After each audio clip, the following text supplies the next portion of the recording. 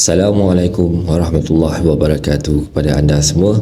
Terima kasih kerana masih singgah di channel saya Kisah Seram Malaysia.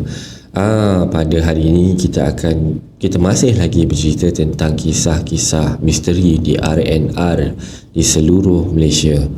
Jadi tanpa membuang masa, kita mulakan dengan bacaan doa. Marilah kita sama-sama berdoa kepada Allah Ta'ala. Semoga Allah panjangkan umur, murahkan rezeki kita, bagikan kesihatan baik kepada kita, dan kepada kita semua pemudahkan segala urusan kita dunia dan akhirat. Dan semoga Allah memberikan syurga buat mak dan ayah kita. Jadi tanpa buang masa, kita mulakan dengan lafaz Bismillahirrahmanirrahim.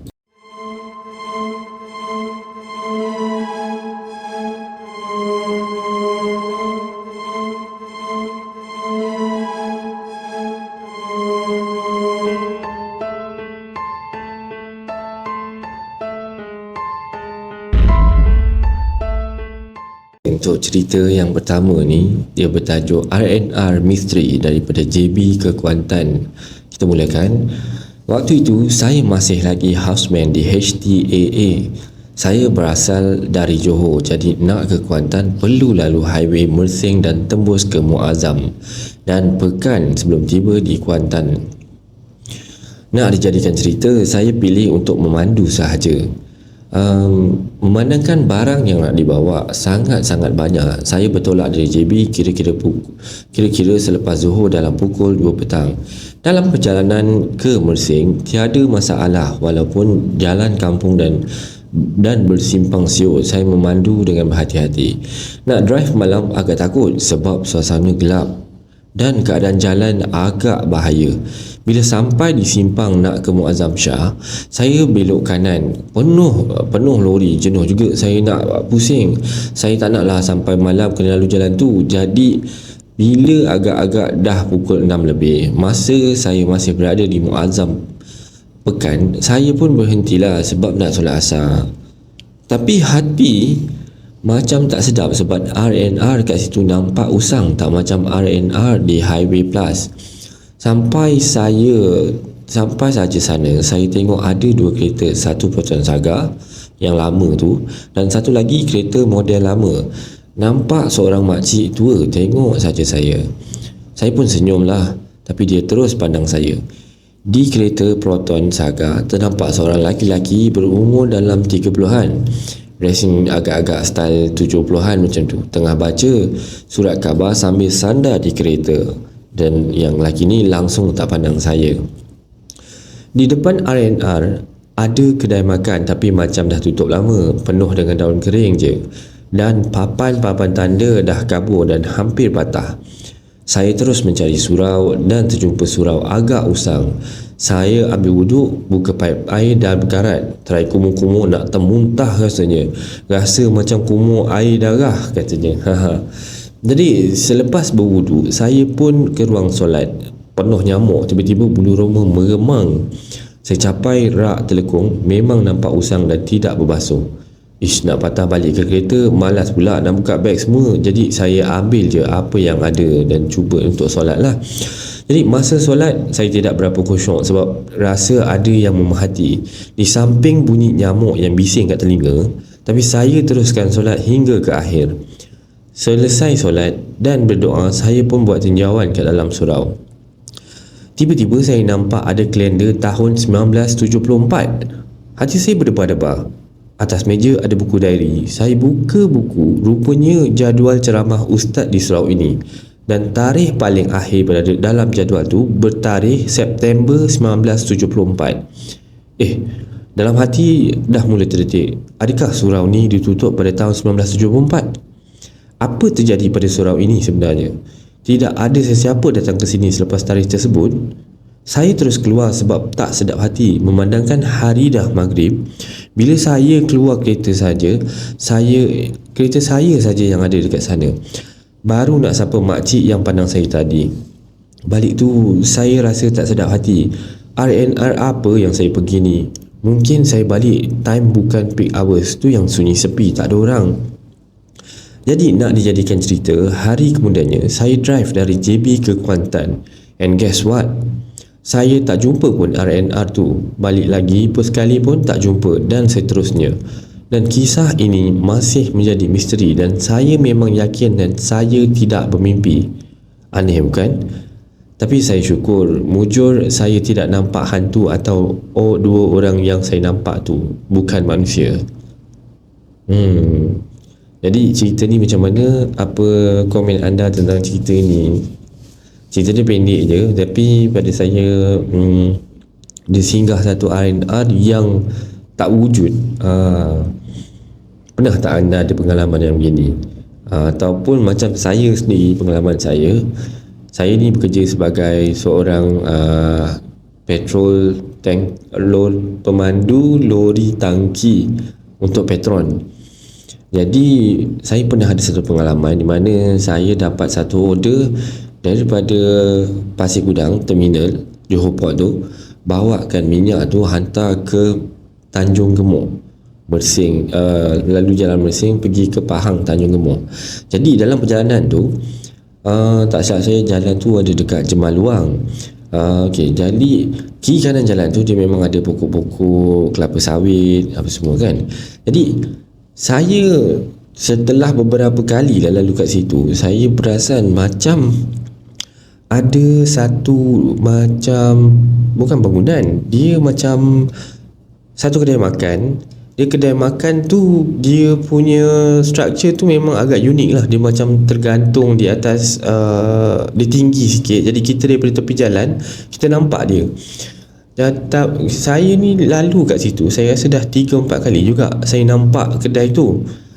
Jadinya pada sekali tu saya dan keluarga berjalan lah, nak pergi ke Mersing untuk jalan-jalan lah konon-kononnya. Jadinya kita lalu lah jalan Jemaluang tu. Bila lalu jalan Jemaluang tu, saya ada selalu cerita dengan isteri saya lah tentang kedai makan yang saya cakap tu. Jadinya bila lalu situ, daripada sepanjang perjalanan keluar daripada Kota Tinggi menghala ke Mersing tu, kita lalu jalan yang sepatutnya kita jumpa kedai yang saya nampak tu lah, tapi tak jumpa. Dan selepas daripada saya dan keluarga saya lalu di situ untuk tengok kedai makan tu tak jumpa tu, saya dapat lagi order ya. Lepas tu saya ada dapat order untuk hantarkan minyak ke sana je. Dan saya terus tak jumpa dah kedai tu. Jadi samalah lebih kurang misteri macam ni. Terima kasih. Jadi kita sambung untuk cerita yang kedua.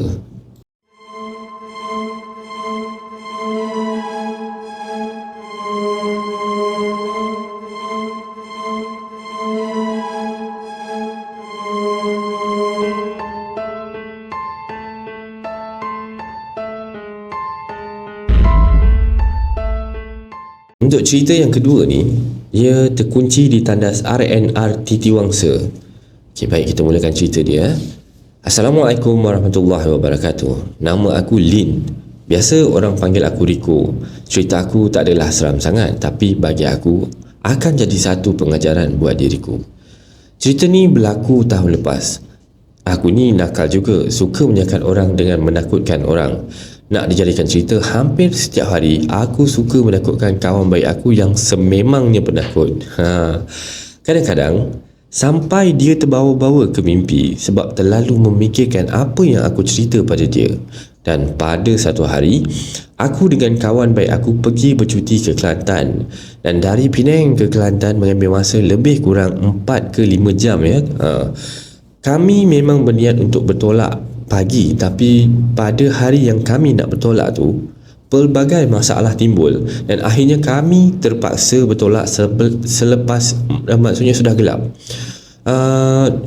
Pada mulanya aku yang pandu kereta tiba di sekitar hutan Royal Belum. Kami bertukar kerana aku dah keletihan dan kawan aku pesan jangan tidur selagi tidak sampai ke Rantau Panjang. Tapi aku tidak tahan mengantuk. Dalam keadaan yang sangat-sangat mengantuk, sempat lagi aku menyakat kawan aku, kalau ada lembaga kat depan, langgar je tau, jangan berhenti pula. Kawan aku sempat cubit bahu aku dengan nada marah. Selepas tu aku terus berlayar kerana terlalu keletihan. Kerana di siang hari tadi terlalu banyak aktiviti dia. Dan aku tersadar dari tidur kerana kawan aku berhentikan kereta di kawasan rehat Titi Wangsa. Aku dalam keadaan mamai lihat jam. Tepat jam 11 malam, kawan aku terkejut dan mengajak ke tandas. Aku mengiyakan untuk teman dia ke tandas. Ketika itu, hanya kami berdua saja yang berada di tandas. Hati masih nakal untuk mengusik kawan aku. Tetapi dia hanya berdiam saja dalam tandas. Mungkin marah pada aku agaknya. Selesai sahaja dia keluar daripada tandas, aku pun masuk ke dalam tandas. Sempat aku beritahu dia supaya dia tunggu di kereta sahaja. Dia pun jawab, "Okey," kata dia. Jadi nak dijadikan cerita, selesai melepaskan hajat aku cuba buka pintu tandas, tapi gagal. Pintu tandas tu tak boleh buka. Macam-macam cara aku cuba untuk buka pintu tersebut. Hati mula rasa tidak sedap. Bulu roma mula tegak berdiri. Jantung berdegup kencang. Dubdam, dubdam, dubdam. Bagaikan nak tercabut. Mulalah aku rasa nak maki pada diri aku yang suka mengusik orang. Dan akhirnya diri sendiri yang terkena. Tatkala aku cuba buka pintu, aku rasa tepukan kuat di bahu kiri berkali-kali. Mulut aku terkunci, hendak menjerit minta tolong. Nak pusing tengok siapa yang tepuk, tapi terasa takut sangat.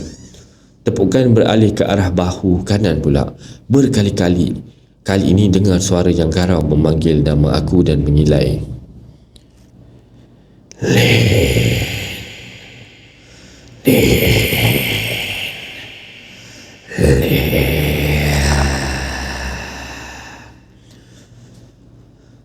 Aku tetap cuba buka pintu, nangis semahu-mahunya.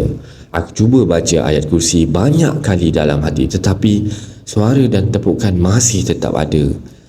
Tiba-tiba pintu boleh dibuka. Aku cuba nak lari sekuat hati, tetapi rasa berat sangat kaki. Dan kali ini makhluk tersebut muncul betul-betul di hadapan aku. Rambutnya panjang mengurai, baju lusuh putih kekelabuan dan matanya terbeliak merah dan lidahnya panjang hingga ke lantai. Makhluk itu tersebut cuba hendak menerkam aku, dan pada saat itu aku terus rebah dan tak ingat apa yang berlaku. Aku tersedar apabila ada orang sapukan air pada muka aku. Aku tengok kawan aku berada di sebelah. Aku sambil memanggil nama aku terus peluk dan nangis sambil meminta maaf pada dia. Dan aku berjanji tidak akan mengusik dia lagi. Kawan aku beritahu sebelum masuk ke tandas, dia terasa ada sesuatu yang dilanggar bahunya dan cepat-cepat dia membaca ayat pendinding diri. Tetapi dia tidak sangka yang terkena dengan makhluk tersebut. Dia tunggu aku di dalam kereta hampir 1 jam dan dia berasa tak sedap hati. Jadi dia terus ke tandas hendak melihat keadaan aku. Tetapi aku sudah terbaring di atas lantai tandas. Dan sejak dari kejadian itu, aku tidak lagi menyakat atau mengusik sesiapa lagi. Dan inilah pengajaran yang paling besar buat aku. Jadi ini cerita yang pendek juga. Cerita yang kedua ni, jadi macam mana? Jadi moral of the story here, jangan selalu menyakat orang, kan? Kita yalah, kita rasa kita berani, suka cerita menyakat orang tu, menyakat orang ni, kan? Macam saya ni, even though saya minat cerita seram, tapi berani tu taklah berapa sangat, kan? Jadi cerita dia, kalau bab saya lah, saya tak pastilah macam orang lain macam mana. Tapi kalau saya, biasa kalau saya seorang ni, perasaan takut tu lain. Memang rasa takut lah. Tapi bila saya bersama dengan keluarga, dengan anak, dengan isteri, perasaan tu tak ada. Saya pun tak tahu pelik macam mana boleh jadi macam tu. Itu semua kuasa Allah. Jadi bab kata kalau takut bila ada anak, ada isteri tu, ketakutan tu jadi berani pula. Sebab kita, mungkin saya rasa sebab saya patut protect dia orang kot. Okay, jadi tanpa banyak cakap lagi, okay, kita sambung untuk cerita yang ketiga.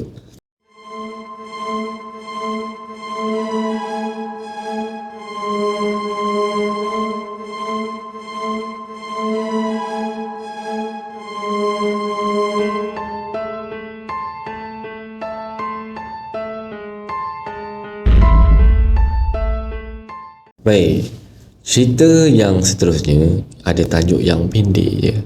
Tajuk dia cuma R&R. Jadi tanpa membuang masa, mari kita mulakan kisah yang ketiga. Dan petang itu, Ara bercadang untuk pulang sebentar ke negeri kelahirannya. di atas kehendak ibunya yang sedang merindui. Dia memberitahu hal ini kepada Syaf, kawan yang sudah dia kenal bertahun lalu. Seorang yang tabah dan kuat, orangnya tidak dinafikan. Syaf menyetujui cadangan itu dan bercadang bertolak selepas makan malam. Jadi, pada pukul 8.50 malam, mereka pun bertolak dengan menaiki sebuah kereta Vios yang dimiliki oleh Syaf. Memandangkan keadaan tayar kereta Ara tidak begitu mengizinkan, Ara memandu dengan kelajuan 70 km sejam sahaja, memandangkan jalan tidak begitu sesak. Syaf di sebelahnya hanya termenung melihat pemandangan di luar dan hanya berdiam diri, membuatkan keadaan sunyi sepi. "Oi!" Ara bersuara memecah kesunyian di dalam kereta tersebut. Kau ni kan kalau boleh nak buat jantung aku tertinggal kat tepi jalan kan? Terkejut lah," katanya dengan nada yang sederhana sambil mengerutkan dahi. Kau termenung apa?" katanya sambil tersenyum, menampakkan lesung pipitnya. "Tak ada apalah, kalau penat beritahu tukar driver tau." "Alah, baru setengah jam. Lek balas Ara yang sedang memandu. Dan setelah lebih kurang 3 jam perjalanan, mereka berhenti di stesen minyak untuk menukar pemandu. Mereka menjalani pemanduan seperti biasa sampailah 3 jam. Syaf memandu dengan kelajuan yang perlahan. Syaf pun mengambil keputusan untuk berhenti makan di R&R dan sampai di sana. Perasaan Syaf kurang enak. Pernah dia mendengar cerita bahawa pernah ada orang yang ternampak buaian di R&R itu bergerak sendiri tanpa angin. Tempat ni agak keras, kata orang. Setelah selesai makan, Ara ingin ke tandas dan ditemani Syaf. Jalan ke tandas perlu melalui buaian itu.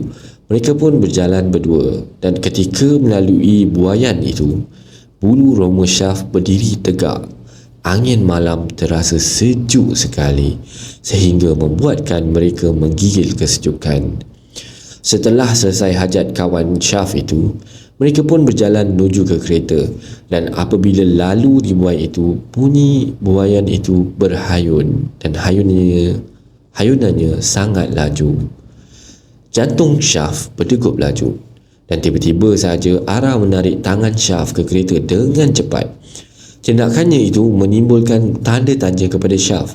Apabila muka Ara bagaikan page WWE, boleh try search Google lah nama page ni. Saya pun tak tahu sangat. Pucat lesi bagai tidak berdarah. Syaf teruskan pemandu sambil minum air Red Bull yang dibelinya sebentar tadi. Jalan sangat sunyi. Jam menunjukkan pukul 3 pagi. Syaf meletakkan tangannya di atas dashboard kecil yang terletak di antara kerusi pemandu dan kerusi sebelah kiri pemandu. Kereta yang tadinya ringan kini berasa sungguh berat. Ara diam 1000 bahasa sejak bertolak dari R&R tadi dan hanya menggenggam erat tangan Syaf. Sunyi sepi. Siaran radio menghampakan tiada siaran. Tangan Ara ni sejuknya. Demam ke? Bisik hati Syaf. Syaf teruskan perjalanan pemanduan dan tiba di satu jalan yang lengang. Tiada sebiji kereta pun di situ. Kiri dan kanan hutan hanya ditemani lampu jalan yang hidupnya tidak ikhlas, ibarat hidup segan mati tak mahu. Syaf melihat ke cermin untuk melihat kawasan belakang. Jantungnya bagai hendak luruh apabila Syaf ternampak di tempat duduk penumpang di bahagian belakang ada seorang wanita.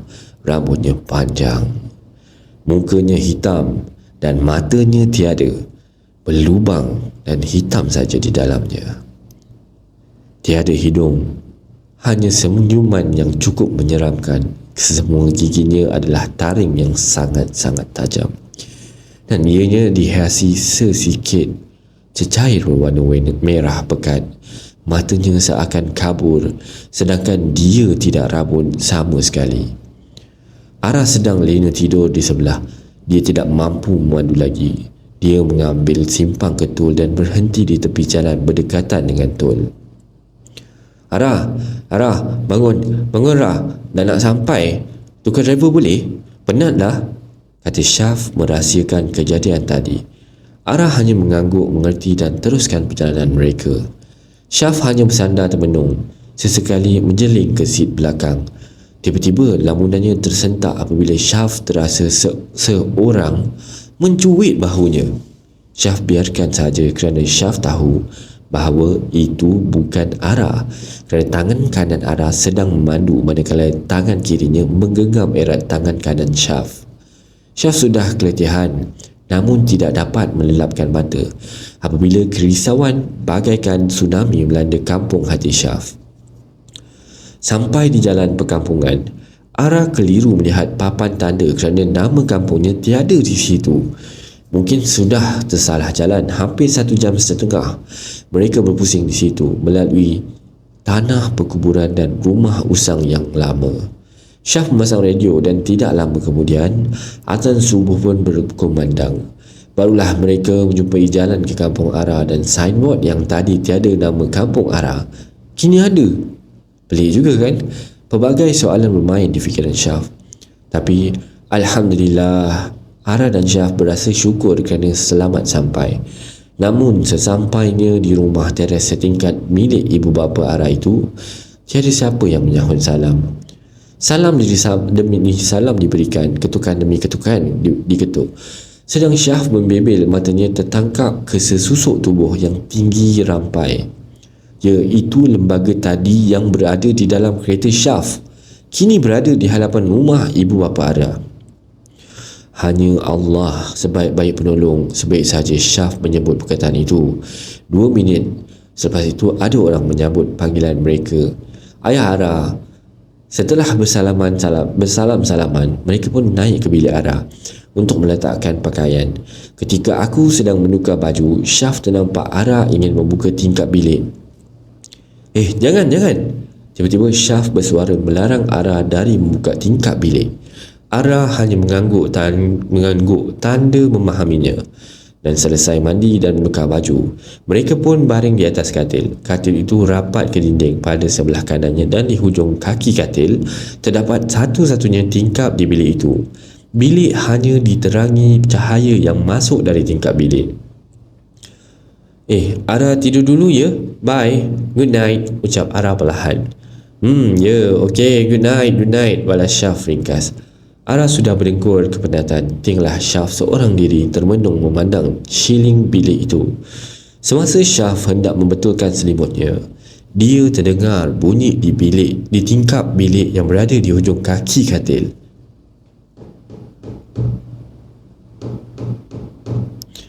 Ketukannya seperti menggunakan kuku. Mana mungkin ada orang boleh mencapai ketinggian ini? Bilik Ara berada di tingkat atas. Kemudian dia terlihat muka lembaga yang 1 inci saja dari tingkap bilik itu. Syaf terus menarik selimut dan terus menutup mukanya untuk tidur. Syaf cuba mengeluarkan suara. Dia tahu dia masih bermimpi. Di dalam mimpinya ada seekor lembaga menjangkung di atasnya. Syaf cuba menyebut kalimah suci Allah namun suaranya tidak sampai ke tekak. Ara, tolong aku, Ara. Namun tidak juga tersedar. Dia mengumpul sekuat tenaganya dan berkata, Allahu Akbar. Lalu dia terbangun, bajunya dibasahi peluh. Dia bersendirian di dalam bilik. Syaf bingkas bangun dan mandi. Syaf turun ke bawah melihat Ara dan adik-beradiknya sedang menonton televisyen. Syaf duduk di atas lantai dan membaringkan kepalanya di atas paha Ara yang duduk di atas kerusi setelah selesai bersalaman dengan adik-beradik Ara. Dia menghela nafas panjang. Setelah mereka selesai makan tengah hari, jam menunjukkan pukul 2:30 petang. Ara pun membuka cerita kepada ibu bapa dan Syaf. Masa ke arena itu, Ara nampak ada seekor lembaga sama seperti yang berada di dalam kereta itu sedang menyangkung di atas buaian masa balik dari tandas malam. Katanya dengan muka yang kerisauan. Syaf pun menceritakan semua yang terjadi. Dia tak boleh masuk. Pakcik dah pagar dah tempat ni, kata ayah Syaf. Mereka pun bercadang untuk menghantar dia pulang. Malam tu sedang Syaf dan Ara rancak bersembang, bunyi tingkap dihentak kuat seperti hendak roboh rasanya. Syaf dan Ara saling berpandangan. Serentak mereka berpusing melihat tingkap cermin. Tangan hitam terbakar dipenuhi luka dan mempunyai kuku hitam yang agak panjang itu menggenggam penumbuk dan mengetuk pintu tingkap. Ara peluk Syaf sekuat mungkin. Aku terajang budak ni garang, kata Syaf di dalam hati. Semakin lama semakin kuat dan akhirnya hilang begitu saja. Syaf melihat Ara seperti sudah terlap kerana ketakutan. Dia menyelimutkan Ara hingga ke bahu. Sayang, rupanya, tiba-tiba satu suara menyapa. Syaf terkejut dari baring terus duduk. Ara rupanya masih belum tidur. Kedebush! Syaf membaling bantal ke kaburnya yang di bawah dari rumahnya, tepat kepada Ara. Bantal yang sudah lama itu cukup membeningkan kepala kerana kekerasannya. Malam itu, Syaf terlelap terlebih dahulu. Ara terpandang sesusuk tubuh yang dia nampak di R&R tempoh hari berada di hujung katilnya. Dia sudah tembus masuk. Ara pusing dan mengiring memeluk tubuh Syaf. Takut ke? Takut ke? Terdengar satu suara berbisik. Araf membaca ayat kursi dan terlelap hingga esok pagi. Syaf tersedar pada pukul 11 pagi dan melihat Ara sedang memeluk erat tubuhnya. Diusap lembut pipi Ara. Rapatnya persahabatan mereka seakan hanya mati boleh memisahkan. Malam itu, Ara dirasuk. Sekejap menangis, sekejap memeluk lutut, sekejap ketawa, sekejap ketakutan. Kebetulan ayahnya handal dalam bab-bab ini. Siapa kau? Tak perlu kau tahu. Kenapa kau kacau anak aku, ha? Sebab aku suka dia, kata dia. Dari mana kau datang? Dia pun ketawa. Hihihihi. Aku ulang, dari mana kau datang? Sebelum aku bakar kau, baik kau jawab. Aku ikut diorang ni dari tempat perhentian. Balik sebelum aku bakar kau. Tak nak. Last aku cakap balik. Hihihihi.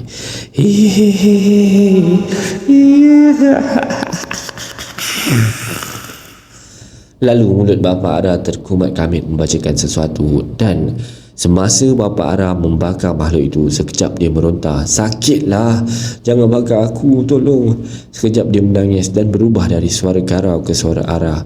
Ibu Syaf, tolong Ara, sakit. Keadaan itu silih berganti. Mengalir juga air mata Syaf melihat Ara menahan kesakitan. Setelah beberapa minit, makhluk itu pun mengalah. Aku keluar, berhenti, sakit, panas. Ara rebah pingsan. Syaf ternampak ada seekor lembaga, mukanya hodoh, mukanya hitam legam dan koyak menampakkan isi. Lidah panjang terjelir sampai ke lantai, kesemuanya gigi taring. Rambut panjang hingga ke kaki. Badannya panjang dan hitam. Matanya tiada dan ada 2-3 ekor ulat keluar dari matanya. Melambai-lambai ke arah Syaf. Syaf hanya mampu terdiam kaku sambil mengusap air matanya. Syaf mengangkat Ara yang berada di atas lantai ke atas sofa. Memandangkan ayahnya yang sudah agak berusia tidak mampu mengangkatnya, dia tersedar dan melihat Syaf sedang duduk di sebelahnya, manakala ibu bapa mereka sedang sibuk dengan kerja masing-masing. Beberapa hari kemudian, Syaf dan Ara pulang ke rumah kerana cuti telah pun tamat. Semasa Ara sedang sibuk membilik fail kerjanya, dia ternampak sesusuk tubuh berbalut rapi dengan kain kafan berdiri di penjuru ofisnya. Okey guys, maaf kalau tak capai tahap seram tu. Dan sekali lagi, Syaf ingatkan watak Syaf dan Ara dalam cerita ni adalah perempuan, ya. Terima kasih kerana sudi mendengar. Jadi ini adalah kisah yang terakhir untuk kisah kali ini. Jadi macam mana anda rasa? Jadi okey tak cerita dia? Seram tak? Okey lah. Saya harap anda semua enjoy dengan cerita ni. Apa-apa pun kepada anda yang sudi subscribe channel saya Kisah Seram Malaysia, sudi tinggalkan like dan sudi komen, bagikan komen. Banyak saya dapat komen yang memberikan saya feedback, memberikan kata-kata motivasi pada saya. Terima kasih banyak-banyak kepada anda semua, dan saya harap anda semua terhibur dan teruskan memberi sokongan kepada kami, pada saya yang budak newbie ni dalam bidang penceritaan Dan saya berjanji saya akan create lagi more content yang lebih berkualiti daripada ini, insya-Allah. Jadi dengan lapas Assalamualaikum warahmatullahi, saya akhirkan kisah seram Malaysia untuk kali ini. Tak jadi. Saya ada jumpa satu lagi kisah. Tadi saya compilekan sekali dalam kisah seram yang kali inilah. Dia kisah seram R&R jugalah. Jadi kita sambung lagi satu kisah. Ini kisah bonus lah ya untuk kali ini. Tajuk dia Tertinggal Bas di R&R LPT2.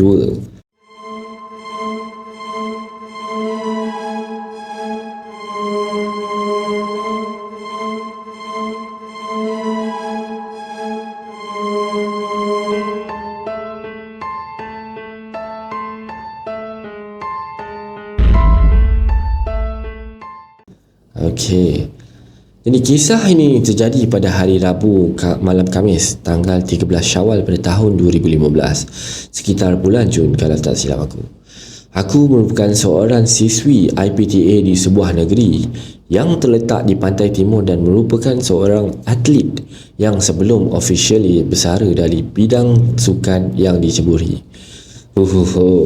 Jadi nama aku Anggrek. Masa kejadian, tim aku dalam perjalanan ke UTM Skudai bagi menghadiri Tamasya Masum MASUM tahun 2015 dalam acara dia blurkanlah tak nampak. Jadi hanya tim kami saja yang menaiki bas persiaran yang disewa dari luar sebab bas universiti kami tiba-tiba mengalami kerosakan teknikal last minute. Tim sukan lain mereka naik bas U, so driver pun mestilah driver dari luar dan kami tak kenal pun dengan pakcik bas tersebut. Dalam bas tu kami bercampur dengan sebuah lagi tim iaitu tim basikal. So jam pukul 7.45 malam ya.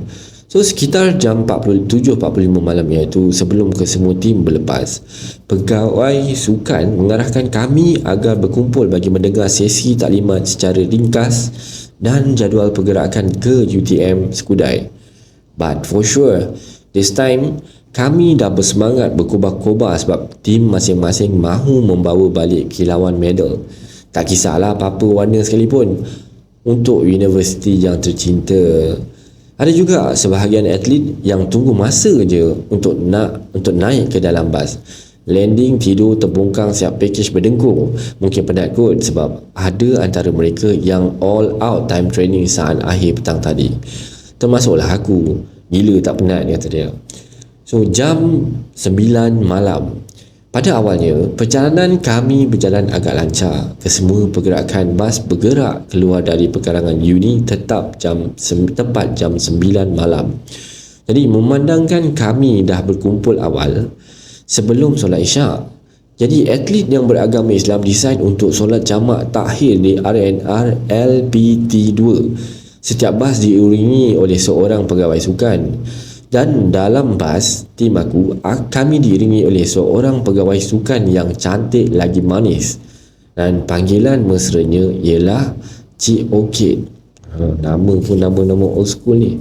Aku ni bolehlah dikategorikan sebagai seorang kepercayaan Cik Orchid dalam menguruskan tim aku. Lagipun dah macam adik-beradik, macam adik dengan kakak je sebab jarak umur kami cuma 2 tahun je. Macam gitu dan senang nak buat kerja sesama. Alhamdulillah, sebelum bertolak, Cik Orchid sempat tapaukan sebungkus nasi goreng untuk aku. Bukan apa, aku tak sempat nak makan langsung dari petang tadi sebab terlampau busy urutkan dokumen penyertaan atlet untuk kali yang terakhir. Masa dalam perjalanan tu, aku dah rasa lain macam sikit. Aku pun tak pasti sama ada aku ni ada sixth sense ke macam mana ke. Tapi, kalau setakat bau wangi tu datang menerpa time waktu kusut, exam, karang tesis kat hostel, tu sokmo dah, tu biasalah. I don't know how to describe my feeling on that time. Memang semacam je. Ditambah pula LPT2 tu tak ada lampu jalan kiri dan kanan. Lagilah rasa scary, creepy. Cuma disinari cahaya bulan yang tak berapa nak mengambang je. Suram dan seram babe. Kereta yang ada di atas jalan boleh dikira dengan jari je. Tak banyak pun guys. Aku dan Cik Okit pula duduk di seat sebelah-belah yang berada betul-betul di belakang driver. So kami boleh nampaklah lebuh raya yang terbentang luas di hadapan kami. Maka bermulalah peristiwa yang agak tidak logik berlaku kepada kami semua. Jam 12.52 pagi, bermulalah tragedi tayar bas pecah. Hairan sangat sebab tayar bas pecah pada tayar kedua di bahagian kiri belakang bas. Muncullah pemandu bas yang membawa kami cekap mengawal steering dengan baik. Cik Okit segera melaporkan kejadian tadi kepada ketua urus setia kami untuk tindakan lanjut. Kalau dah jadi macam ni, kayaknya memang kita lambat lah nak sampai UTM Skudai. Kan Anggerik? Soal Cik Okit kepada aku. Aku sekadar mengangguk kecil. Jadi ketua urus setia tersebut perlu mengambil segala dokumen para atlet daripada Cik Okit untuk registration pada jam 9 pagi nanti. Kalau terlewat register, makanya tim kami akan disqualified. Muncullah pihak uni menyediakan sebuah highlight untuk menggerakkan urus setia di sana nanti, dan pergerakan ketua urus setia sedikit terlewat daripada kami. Means highlight mereka masih berada di belakang kami lagi. Syukur di situ, hihihi. So dengan kelam kabut dan masing-masing dalam keadaan mamai, Cik Okit mengarahkan aku untuk mengumpul semua kad matrik atlet mengikut tim masing-masing dan serahkan kepada beliau sebelum diserahkan kepada ketua urus setia. Time tengah kalut tu lah mereka duk tanya kenapa, mengapa, bagaimana, bila, apa yang terjadi. Mencabar betul kata dia. Pada masa ni driver bas bawa slow-slow je sebab bas untuk berhenti di mana R&R yang terdekat. Tapi jauh gila babe nak jumpa R&R di LPT2. Apa jauh now. Time tu pula line telefon Cik Okit buat hal. Lantas beliau meminta aku untuk Google dan cari nombor peronda LPT2. Penting ya guys untuk save nombor peronda lebuh raya. Alhamdulillah, Allah membantu di tatkala waktu tu dah hanya dalam tempoh 30 minit jugalah kami menunggu Hilux ketua urus setia dan peronda tiba. Dalam masa yang sama juga, driver bas gigih membawa bas untuk sampai ke R&R dengan berhati-hati. Namun aku sangkakan panas hingga ke petang. Rupanya hujan di tengah hari. Peralatan yang dibawa oleh pihak peronda hanya disediakan emergency kit untuk kereta sahaja. Maka berhuhuhulah kami mendengarnya sebelum driver bas kami tekad membawa kami ke R&R yang terdekat. Nampaknya pakcik bas tu akan gunakan peralatan yang sedia ada dalam bas tu je. Jam sekitar 2 pagi. Alhamdulillah kami selamat tiba di sebuah R&R yang terdapat di LPT2. Tapi lokasi dirahsiakan ya. Suasana sekitar cukup suram kerana R&R tersebut baru siap proses pembinaannya. Hanya terdapat beberapa buah lori dan trailer yang berhenti untuk berehat dan menghilangkan mengantuk sejenak. Jadi aku dan Cik Okit bergegas turun melihat kondisi surau di R&R tersebut bagi memastikan keselamatan terjamin sebelum membenarkan para atlet lelaki dan perempuan untuk turun bersolat. Time aku masuk ke surau tersebut, ada seorang makcik cleaner bergegas bangun dan pandangan dia terhadap kami berdua scary gila kot. Makcik tu cepat-cepat keluar sebelum para atlet perempuan yang lain masuk ke surau. Suspicious kami dia buatnya. Cik Okit, mungkinlah dia terkejut kot tengok kita berdua ni tiba-tiba muncul, ujar aku kepada Cik Okit sambil tersenyum.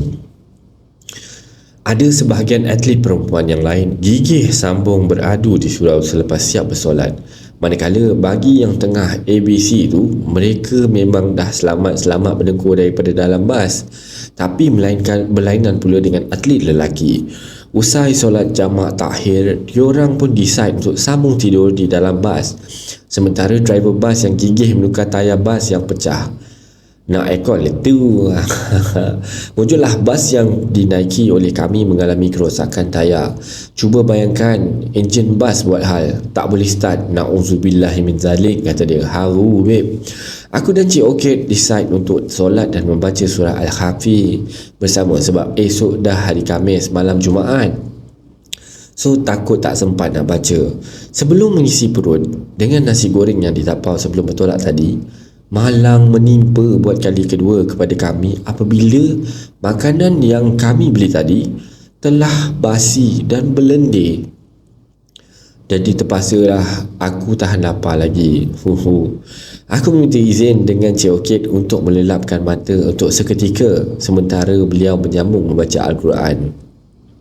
Sementara di luar pula, driver bas cuba sedaya upaya untuk mencurahkan kudrat mereka untuk membaiki tayar bas agar kami tidak kelewatan sampai ke destinasi yang ditujui.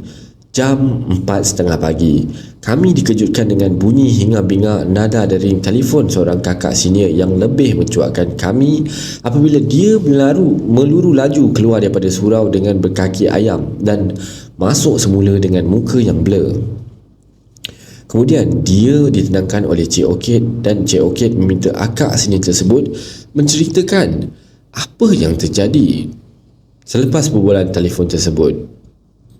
Cik, coach baru je telefon tadi.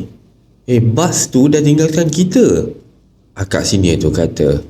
Automatik aku terbangun, terpacak semasa Cik Okey berlari ke tempat bas untuk double confirmation. Ternyata benar, bas gaib babe. Ya Karim, saya baru je keluar tadi time korang semua tidur. Saya nampak je pakcik bas tu tengah memperbaiki tayar tu. Tak adalah pula saya dengar bas tu bergerak ke apa, kata Cik Okey. Kami masing-masing dah speechless dan buntu. Dalam hati aku dah terdetik benda ni ajak main kot. Untuk makluman korang, coach kami pun berada di dalam bas yang sama. Hampir sejam bas bergerak meninggalkan kami. Para atlet perempuan yang tertinggal di surau RNR tu pun hanya disedari oleh seorang atlet lelaki merangkap imam solat jamak takhir di surau tersebut. Aku gelarkan dia Firman, dan bila dia rasa bas tu seolah-olah kosong dan tengok Cik Okey dan aku yang lain-lain tak ada di seat masing-masing, lagilah dia cuak. Lantas dia mengejutkan coach dan coach telefon akak senior tu. Macam itulah ceritanya. Yang lain tidur mati weh. Hari tak sedar bas bergerak, kata dia. Kalau si Firman tu tak sedar, agak-agaknya sampai UTM Skudai baru mereka terjaga. Syukur Allah menolong kami. Coach, bangun. Diorang tak ada, kena tinggal, kata Firman. Berganda malang dan ujian Allah kepada kami. Aduh. Jam menunjukkan pukul 6.30 pagi. Hampir sejam lebih kami menunggu driver bas membuat U-turn di LPT2 dan menjemput kami semua yang tertinggal di surau RNR LPT2. Akhirnya bas yang dinanti muncul juga. Semua atlet yang beragama Islam decide untuk salat subuh secara berjamaah di surau tersebut. Sementara fajar bakal menyisik. Cik, wah sastra siap, kata dia. Selepas siap semua dan masing-masing pun dah mengambil seat mengira jumlah para atlet agar tidak terlebih dan terkurang. Takut salah lagi. Dan kami breakfast seperti biasa dan sambung tidur. Sekitar tengah hari, kami selamat tiba di pekarangan UTM Skudai untuk Tamasya MASUM Masum tahun 2015. Dan kejadian kami ditinggalkan oleh driver bas di RNR LPT2 kekal misteri sehingga sekarang. Apa yang terjadi kepada driver bas? Hanya dia saja yang mengetahui. Mungkin pakcik driver bas menampak kami dah duduk di seat masing-masing. Mungkin dia dah bertanya kepada Cik Okey semasa di dalam bas sebelum meneruskan perjalanan. Selepas siap menukar tayar, mungkin ada benda yang menyerupai kami semua pada saat itu. Banyak kemungkinan kalau diikutkan logik akal. Memang langsung tak logik dek. Kakak, kata dia. Macam manalah kami yang seramai 12 orang atlet ni boleh pula tertinggal dan tersadai di sebuah surau di RNR LPT2.